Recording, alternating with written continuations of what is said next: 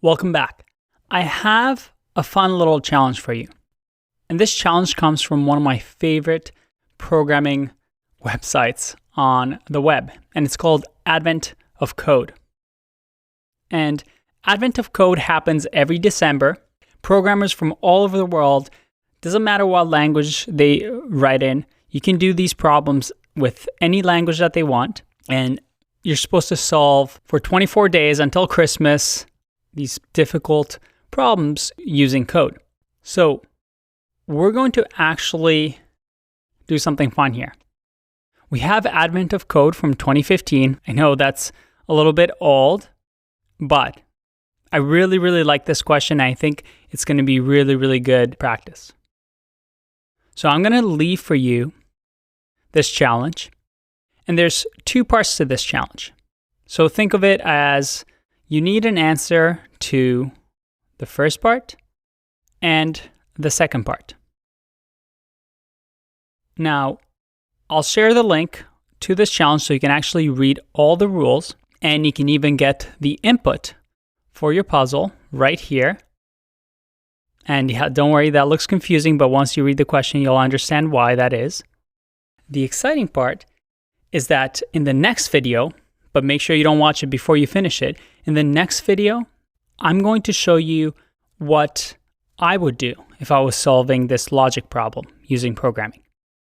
And this way, you can compare what you do versus what I do. Doesn't mean that my way is correct. There's many different ways to solve problems when you're programming. But as a fun little challenge, you're gonna figure out the solution to this problem using our FS module, using Node, and using JavaScript.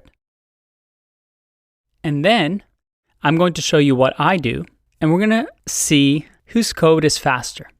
And the way we're going to compare our code is we're going to do something like this. Inside of our function, whatever that function may be, you're most likely going to read the file that they provide for you, which is this over here. Right after you do that, we're going to say console.time. And we can give it any label we want. So let's just say fun challenge. Now console.time, when we hit this line, is going to start a timer. And it's only going to end when it sees the console.log